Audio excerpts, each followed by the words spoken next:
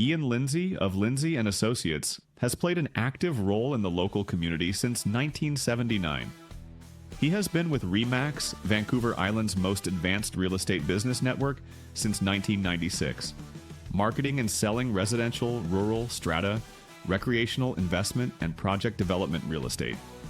You'll find true real estate professionals at ianlindsay.ca. Peter and Dave, they're on the mic, so right. Join the ride, it's gonna feel just right. Welcome back to the Pulse Community Podcast. This is the place to hear about the people and stories centered on Mid-Vancouver Island as we head deeper into fall. I'm Dave Graham. And I'm Peter McCulley. The snow is back on Mount Arrowsmith, the cornfields are now empty, and the pumpkin patches are busy. Now I'm back to my annual debate as to when to turn the heat on. Oh, it's that special time of the year when I'm wearing a sweater in the morning, I'm in shorts by noon, and then I spend the afternoon wondering if I'm coming down with something or if it's just October. I see it's another confusing time in the Graham household. Seasonal dilemmas aside, this week we have a couple of fascinating conversations coming your way, including a return visit with author Shanon Sinn, as he tells us more about the wild people and the Sasquatch of Vancouver Island. The original story of the wild man in the woods in the Qualicum area was that it was a person that had run away, like a kid that had got lost in the woods and grew up in the woods and became this wild person. There was another theory that it was a missing gold miner that had lost his rationale and became a wild person. And while this was all going on, people claimed to speak to him.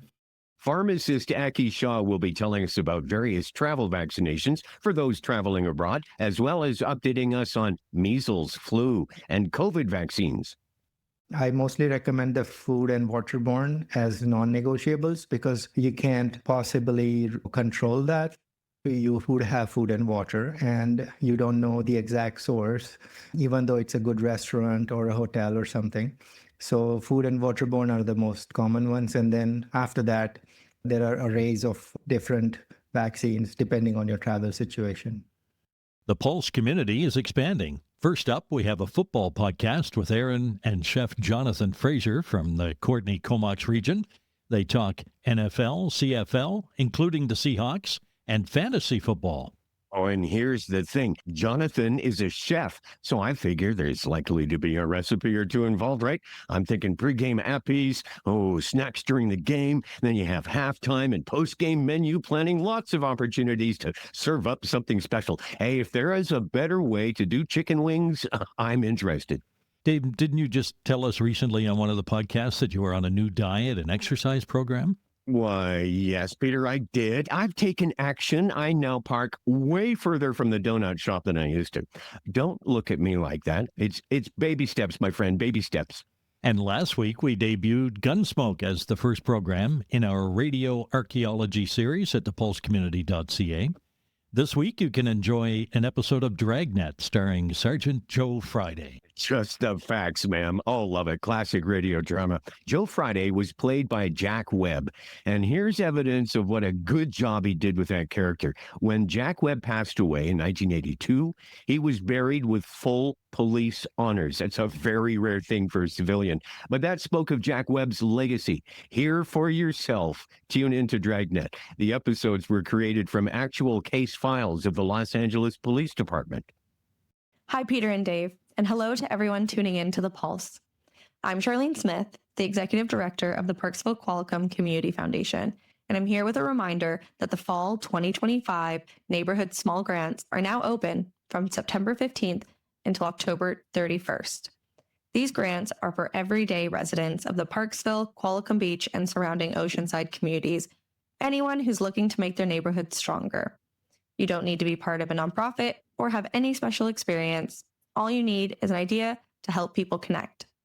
Some examples of past projects include things like community meals, block parties, emergency preparedness, art workshops, cultural celebrations, neighborhood gardens, and skill-sharing events.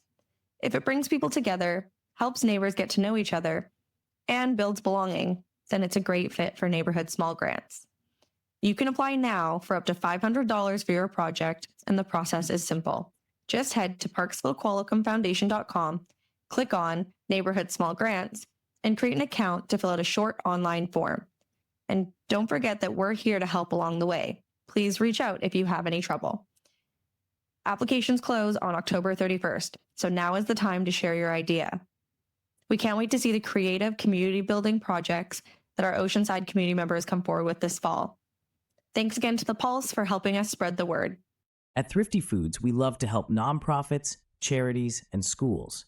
Our Thrifty Foods Smile Card bulk program allows organizations to immediately save up to 6% on the purchase of Smile Cards in bulk, allowing you to keep more money in your organization's pockets. Ask for details at Thrifty Foods in Parksville.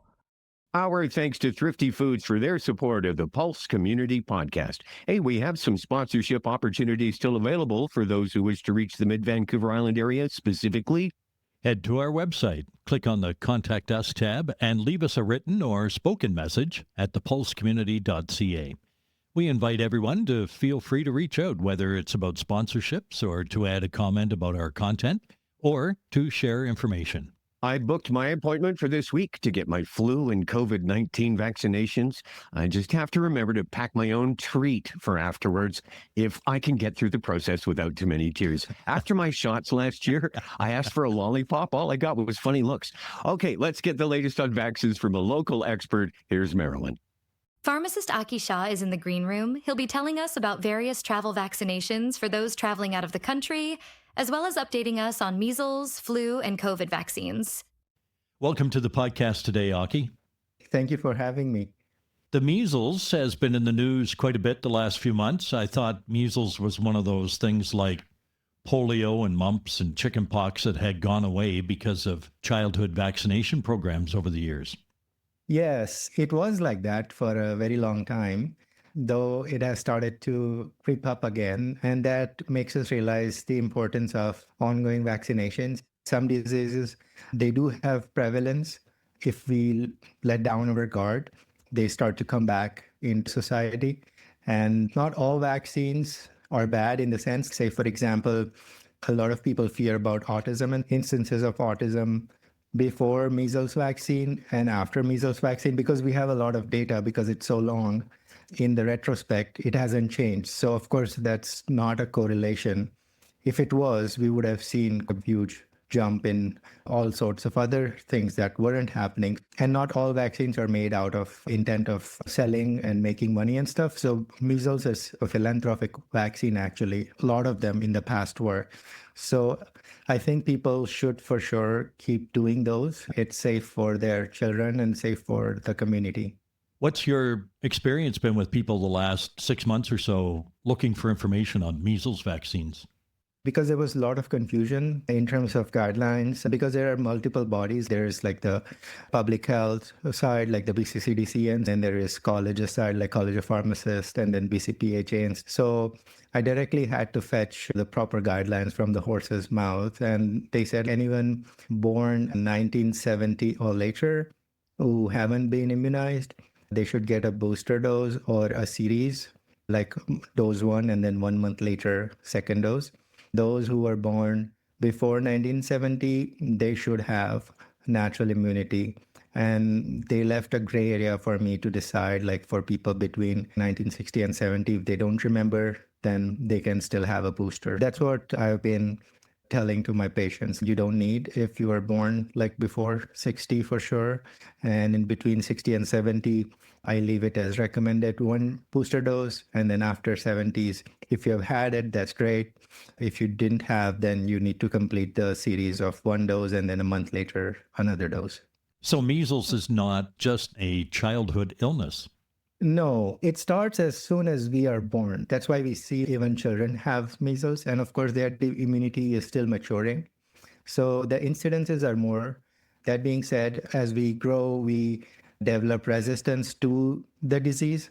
And that's why the incidences also fall. But that being said, it could happen to anyone. It's how strong is your immunity versus how strong is the attack from the infection. Perhaps we could talk for a moment about COVID and flu shots. 'Tis the season, right? Flu shots, they have been really good, like since last 2, 3 years. Good in the sense there are hundreds or thousands of strains of which like they determine 4 which are going to be moving around. It's a probability model. And in the last 3 or 4 years, they have been nailing it down. It's been really good and consistent. That means whatever change they did back in 2016, it's finally showing results. That model is working. Flu shots, I recommend for sure, even though you're not traveling or anything, because it saves you time, saves you not feeling terrible for a few days. And then especially for those with respiratory issues, flu shot very important. COVID shot is also good. Initially, the virus was much more virulent, but it would spread slower than the current generation of variants. And that's usually the pattern in epidemiology. Any new virus, it will have great virulence, but then the mutated strains, they would move around a lot quicker, but they lose their potency to some extent. Say the hospitalization rate and the complication rate starts to fall, but number of cases start to increase. That's what we're noticing with COVID as well. I'm not saying not to have COVID shot or anything like that, but initially COVID was much more horrible than it is right now. But still, like if you're getting the vaccine, might as well get the COVID shot. It doesn't hurt. So if someone were to have COVID like at the start of COVID, whereas someone were to have COVID now, the amount of complications initially from the initial strains were much more dangerous compared to its having now. Aki, this is the time of year when a lot of folks around here are looking to maybe travel somewhere warmer for a few months or even longer during the winter. What's the difference between routine vaccinations and travel-specific vaccinations, and why do travelers even need to think about both of them? Travel vaccinations are important because some things that we don't have here are quite prevalent in other places, just like any flora and fauna. Same thing goes for viruses and bacteria. Different climates, different geographies, different vaccine standards, different phase of eradications. For example, as a travel clinic, we get this a lot, like what people should have and what not. I mostly recommend the food and waterborne as non-negotiables because you can't possibly control that. You would have food and water and you don't know the exact source, even though it's a good restaurant or a hotel or something. So food and waterborne are the most common ones. And then after that, there are arrays of different vaccines depending on your travel situation. How far in advance should someone start planning for travel vaccinations before their actual trip? And why is timing so important? I would say the bare minimum 1.5 months. First is the hepatitis. So hepatitis A is like food and waterborne. That one, you need 2 vaccines. So there is accelerated and non-accelerated schedule. One is the non-accelerated, which is day 0 and then a month later. So 2 vaccines, and then that protects you for 6 months. But it takes 2 weeks to kick in. So you take on day 0, then a month later, and then 2 weeks later. So 1.5 months, and then you're traveling. And then 6 months later, if you take the 3rd dose, it's good for 20 years. Now, if you are in a catch and it's 1 month, then you still have accelerated schedule, which is like 0, 7, and 21. You take 3 doses. And then you take the 4th dose in the first year after 12 months from day 0. And then that again completes the schedule and protects you for 20 years. I recommend people getting the hepatitis for sure. It's a good investment. It's good for a long time. Wherever you go, then you don't have to worry. Then there is the other one called typhoid. That one is just 1 dose, typhim, and you can have it at least 2 weeks before you go, and ideally a month before. Then there is Dukoral. Now, Dukoral is heavily marketed for traveler's diarrhea. Not that traveler's diarrhea is like good, like it's unpleasant, but to me, the more important part for Dukoral is the cholera and dysentery, because those are life-threatening. Those are also waterborne ones. Dukoral, it's 3 weeks before. Day 0, you take 1 dose. A week after, you take 2nd dose. So it's like a powder vaccine. You dissolve it in water and drink it. And then 2 weeks later, it kicks in. So 3 weeks before, you have to start like 0, 7, and then 2 weeks after it kicks in. Aki, are there certain vaccinations that are required for entry into particular countries or regions? Yes, so yellow fever is the most common one. as a designated yellow fever site. Like we have to do that quite often. Some countries require that on entry. And there are various regulations. Say, for example, someone traveling to South Africa directly from Canada, then they don't need a yellow fever. But like, say, for example, from South Africa, if they go to somewhere else, say Zimbabwe, and then they come back again to South Africa, and if it's more than 12 hours of stay, then on entry, they would ask for the yellow fever vaccine card. So it's just like a vaccine. You go to any designated yellow fever site, and then you get the vaccine. They give you a certificate with the lot and expiry and everything, and then it's valid internationally. And what are the most commonly recommended travel vaccines, and what do they protect you against? Some vaccines are costly, and that's the main reason why some people avoid them. And fair enough. But if you are going to have a swim in a water body, especially like still water bodies like lakes, meningitis is recommended, then or Menectra.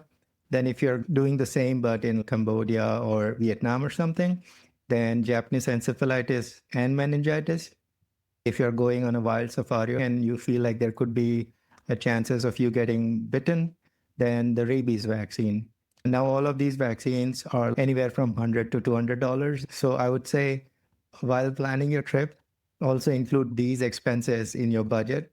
How do you assess what vaccinations a specific traveler might need? What are some of those factors that you would think about, medical history and destination and whatnot? It's public information. You can get it from CDC websites and stuff.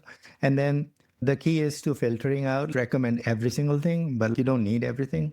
Say, for example, some vaccines are not travel vaccines, but I still recommend, for example, tetanus. It can happen anytime. It's good for 10 years, but if you're in doubt, as long as it's 1 year apart from the last dose, it's fine to boost with it.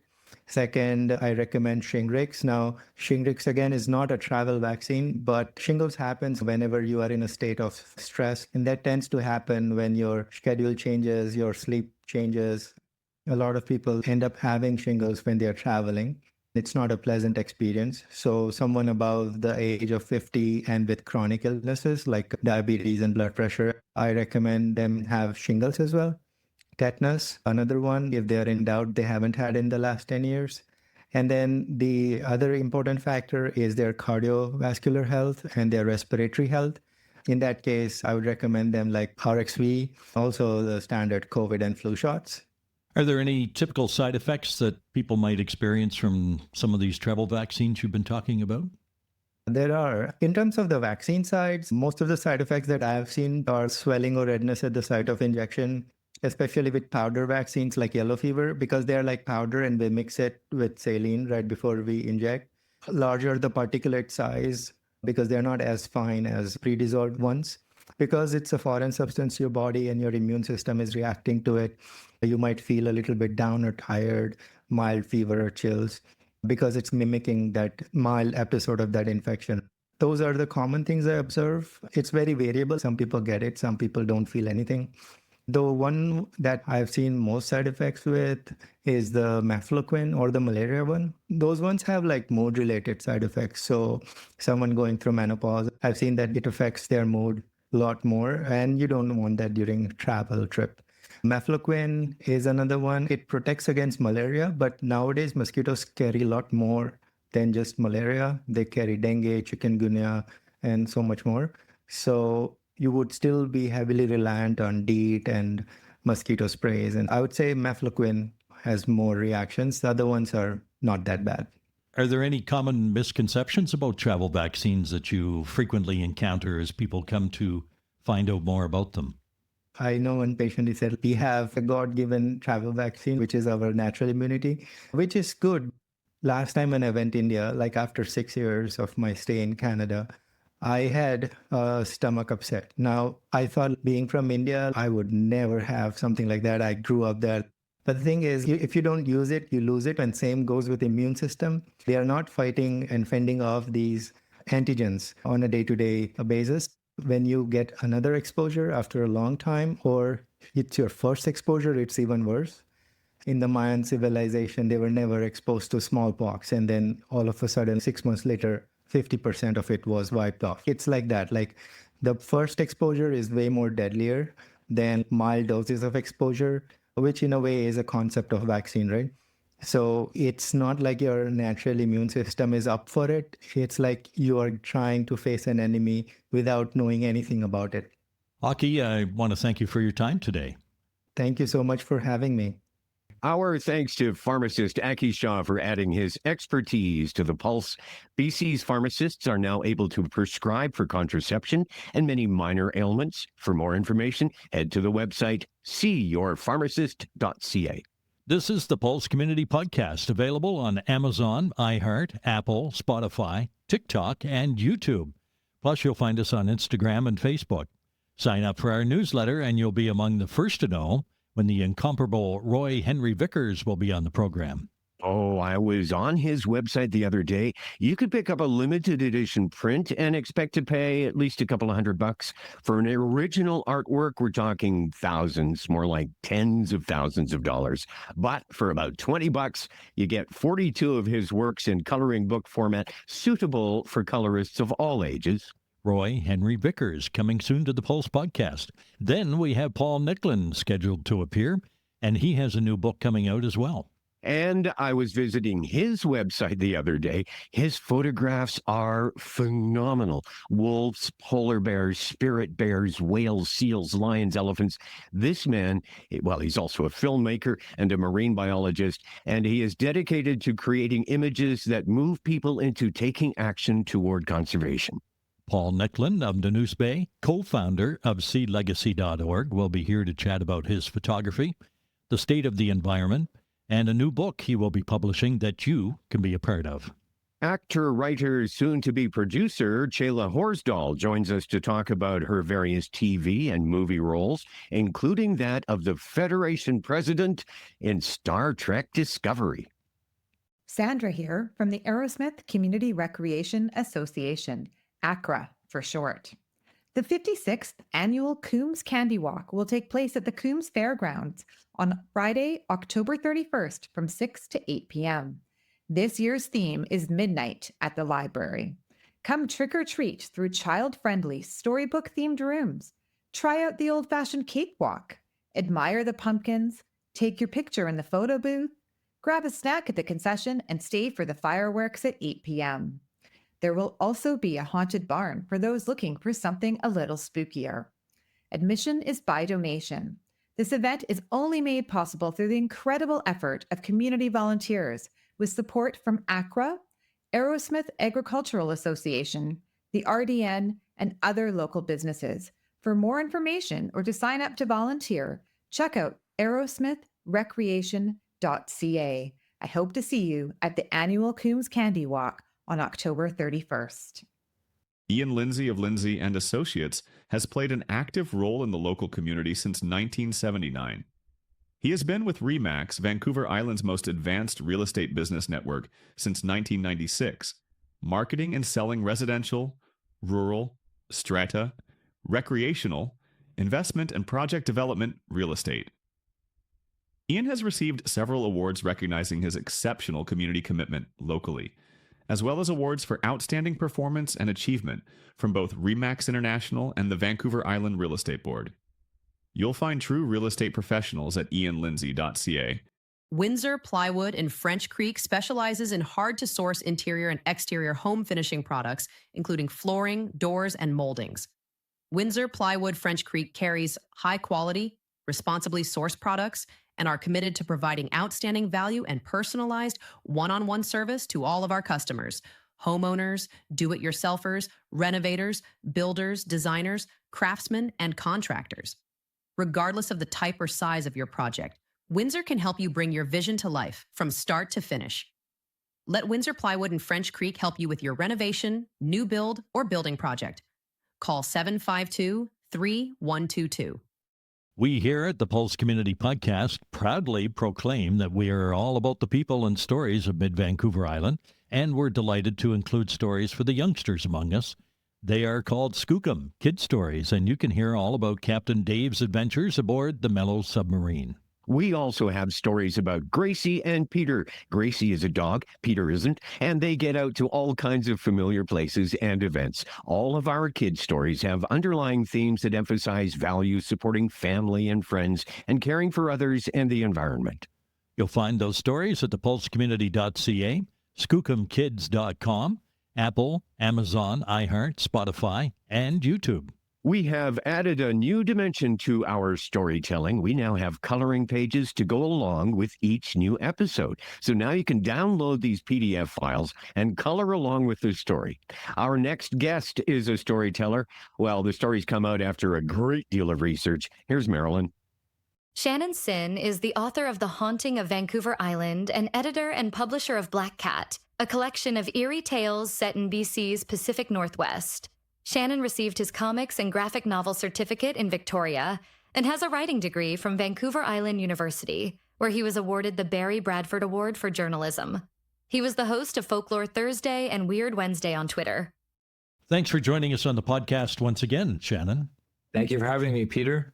Your book, which I've been reading, The Haunting of Vancouver Island, and which we talked about on a past podcast episode, the final chapter examines the ghost story as a phenomenon and points out ghosts' presence in all human cultures. Why do you think supernatural stories are universal to all human experience? There seems to be a common belief in a spirit realm, a place where spirits go after we pass. So in some cultures, it's like a heaven or some sort of like paradise or hell type of scenario. In other cultures, it's like a parallel dimension. Generally speaking, whether it's a parallel dimension or somebody is not granted access to one of these other places and are trapped here, there seems to be this belief that for one reason or another that spirits can be here and interact with the living in some way. I don't really know why this is so universal, other than, in my opinion, that there seems to be something to it. People are actually having these experiences. The most logical explanation to people is that they are the deceased, that they are interacting with. The book includes numerous illustrations, there's photographs, maps, and newspaper clippings as well. Yeah, I wanted there to be images to accompany the stories. And it was actually the publisher's idea, the designer, to add the maps at the beginning of each chapter, which I think was a great idea because a lot of people might not know where some of these locations are. And it lends an authenticity, almost like a fact-checking to the stories in effect as well. Yeah, I really like images when it comes to nonfiction and history because it gives like you said, an extra layer to it to like really interact with the story and imagine what is going on or where it took place. The book, Shanon, takes readers on a paranormal journey from pretty well the southern tip of Vancouver Island right up to the north. Did you notice different types of supernatural stories in different regions of Vancouver Island? So the Victoria area had been written about. Most of the stories covered in news or TV shows. They're more evolved and they tended to be more, I guess, rooted in history, but elaborated or exaggerated the details. Most stories north of that hadn't been written about before. They tended to be more raw. When I interviewed people, it felt more authentic and less exaggerated, at least on a mass commercial type of way.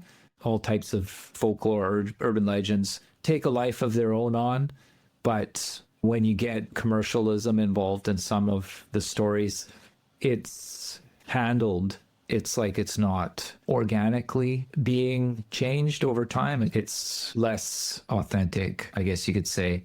So I would say when we get to the northern parts of the island, there's more and more Indigenous type of stories involved as well.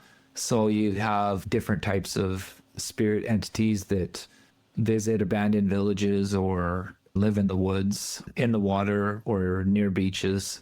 They often influence, I think, the stories that exist in those communities.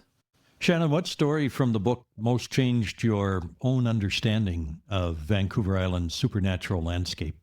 I was really blown away by the story of the woman who walks on water in the Somass River by Port Alberni. She's seen in the Paper Mill Dam Park.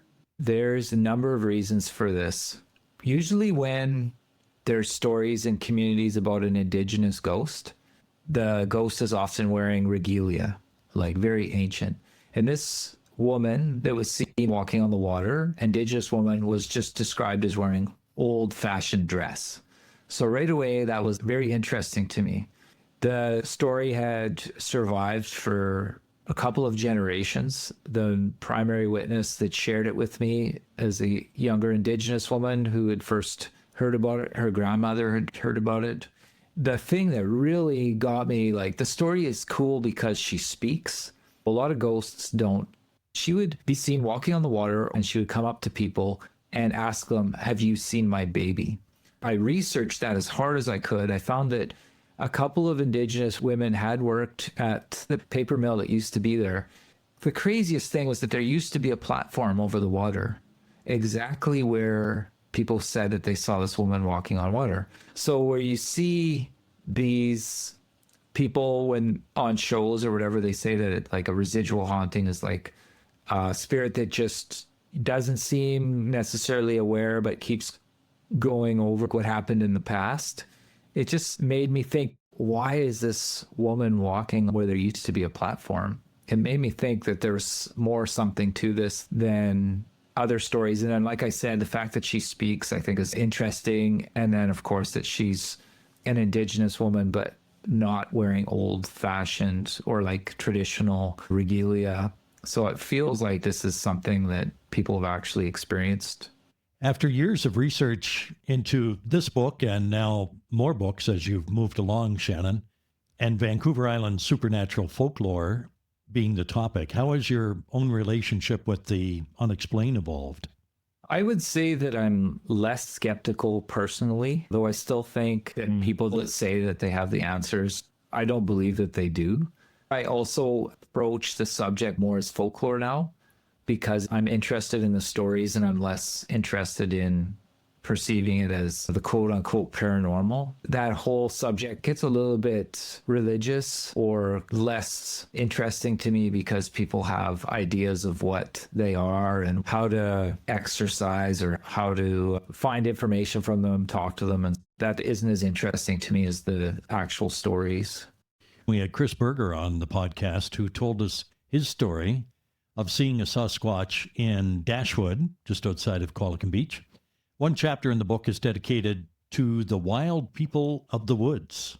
Correct. I found that there's Sasquatch type stories throughout Vancouver Island and also the Indigenous stories that many people feel are similar. I would say even a lot of communities use the same images as the contemporary Sasquatch type encounters or stories, although beings are quite different in Indigenous lore compared to when people say that they experience these unidentified hairy giants in the woods. Are there particular areas, Shanon, of Vancouver Island where Sasquatch encounters are more commonly reported or stories handed down? And what do you think might make those locations significant for that? In British Columbia, the earliest settler stories that started to appear in the newspapers started to show up in 1904 and 1905, and they were mostly mid-Vancouver Island. There was all these stories about a wild man in the woods. The original story of the wild man in the woods in the Qualicum area was that it was a person that had run away, like a kid that had got lost in the woods and grew up in the woods and became this wild person. There was another theory that it was a missing gold miner that had lost his rationale and became a wild person. And while this was all going on, people claimed to speak to him. He was living in a hut. And some of the stories, it almost sounds Sasquatch-like, but it's clear that it wasn't because he didn't have hair on his body and he spoke. A man named Michael King came forward from the Campbell River area and said that he also saw a wild person in the woods. And he described this encounter he had with this 6-foot-tall humanoid that had hair covering his entire body.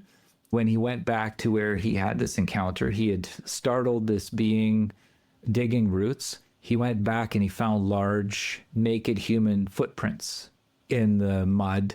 So this is clearly, if you want to say a Sasquatch type story, this would be the earliest one that's similar to what we have today.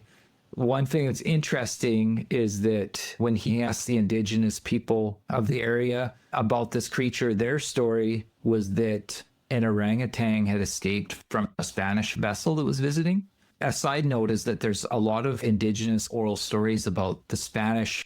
That aside, this orangutan escaped, or this ape escaped from the Spanish vessel, abducted a 15-year-old girl, and had babies with her. This was supposed to be one of the children. Whether or not that story was made up by Michael King, or whether or not there's merit to it, the story that it had footprints and that it was covered in hair makes this, to me, the earliest Sasquatch type story. Then in the 1920s, there is a school teacher who was also a federal agent that worked with Indigenous community in the Harrison Lake area, named J.W. Burns, who published a whole bunch of stories in the Vancouver papers as well as in Maclean's magazine. And he's generally the person that is credited with the term Sasquatch. It's a twisting of the Salish term for the similar being. And when he first started writing about this being, it was a trickster type being. It spoke English. It shook its fist at people that it was mad at. It was friends with a fairy that lived in a tree. It was quite different compared to the modern stories that have emerged. Even today, though people will still use the term Sasquatch, if you talk to any Indigenous people from Harrison Lake area or even on Vancouver Island, they will tell you that this is a spirit being, that it can shapeshift. And in some cases, it's gendered, like Zunaqua up North Island in the Kwakwaka'wakw territory. It's a woman. They call her a cannibal because she can sometimes abduct children, put them in her basket and eat them. But it's not the same undiscovered creature that the settler population generally talks about, although they'll always bring up the Indigenous people have stories about this creature, but they never bring up that point that to them it's a spirit being and it's not really like an animal. Shanon, when you were going through these stories, did you notice any patterns in people who report the Sasquatch encounters, or common characteristics in their backgrounds, or any seasonal patterns in times of the year when encounters are probably more commonly reported? I thought that was really interesting that the two places nowadays that are considered in recent times to have had the most reports would be Alert Bay, so that's on Cormorant Island, and Meares Island near Tofino.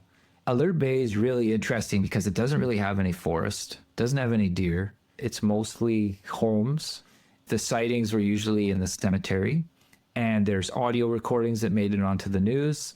And Meares Island is obviously much more heavily forested and such. But the thing that these two islands have in common that really made me stop and wonder was that they're both residential school sites. They're both places of a lot of trauma. When this being is said to be a spirit being, I mentioned in the book as well, in The Haunting of Vancouver Island, that there has been a lot of people that have commented how often this being has been seen in cemeteries.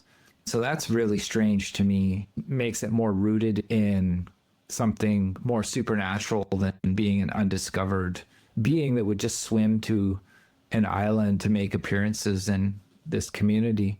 I would say generally people that report this being, whether it's Indigenous people or settler, white people, other communities, they're almost always very outdoorsy people, often quite credible, in my opinion, and how they explain it. They will be commercial fishers their whole life and then see something on the shore. Or like Luke Swan from a Howsett, he was a fisheries officer and he saw it one day on the shore and then he saw it again 2 years later or something. But traditionally when Indigenous people see it, they're not supposed to, in most of the cultures I've been told, they're not supposed to speak about it right away because it's considered a gift. It's like a blessing. And the being is sacred and can give them good luck, they might say, or it's good to see it, but not good necessarily to share that you saw it. But I would say the one thing most of these people have in common is that they're very outdoorsy. It's pretty rare to hear a story about someone from the city who's out having a hike and just happened to come across it. Did you run across any historical accounts of Sasquatch or Bigfoot encounters on Vancouver Island in newspapers or journals or any official published records? There's like a ton from 1904 and 1905, but they mostly just started as a wild person that wasn't Sasquatch-like. The sightings would be sporadic over the years until J.W. Burns, who really started sharing all these stories. And then after this time, if we could go to British Columbia, wider than just Vancouver Island, there was an elder, August Jim, who shared with an anthropologist, Wilson Duff, I think his name was. He was told from his grandmother and other people in the Harrison Lake area and Fraser River area. These older stories often included some form of human abduction. They would usually take a woman and make her their wife and have kids with her. If the woman escaped, she would come back and she'd be covered in hair and speak the Sasquatch language and not speak the language that would come back over time, and she'd lose her hair. There's also a very violent story where there are people out, I believe they were berry picking, they might have been digging roots. They were attacked and the adults were killed quite viciously, and the children were left intact. And one of the children ran to get help. And when the people came, they found the scene of these murders and they tracked the being and lost the tracks somewhere between Harrison Lake and the Fraser River. So it's quite interesting how it interacts, but in their culture, it's very clear that it is more spiritual being, that it's traveling back and forth between a spirit realm. It's not just an undiscovered type of primate. Shanon, thanks for joining us today and sharing the haunting of Vancouver Island. Thank you for having me. Our thanks to Shanon Sinn for sharing those remarkable stories. Whether you're a skeptic or a believer, the consistency of these accounts across the decades is certainly intriguing, maybe enough to get some of us to look at our forests a little differently. The lack of conclusive physical evidence remains an issue, but it's good to have some mysteries left out there, Dave. Yes, I agree. If we were ever able to answer all the questions and solve all the mysteries, well, this world would become a less interesting place, I think. Not like that's ever going to happen. Besides, that's all far beyond my little everyday life concerns, such as when to turn the heat on, or, I don't know, whether or not to have marshmallows in my hot chocolate. No, sorry, that's not an accurate scenario. The answer to marshmallows is always yes. Marshmallows? Yes. Sorry, was that a test, or are we going somewhere for hot chocolate? You want hot chocolate? Well, you said marshmallows, so we're kind of committed now. I what? Oh, never mind. Let's just go. Here come Peter, here comes Dave. Oh, listen. Bringing stories, making waves. No missing. Spinning tales in the podcast cave. So sweet. Laughs and insights everywhere.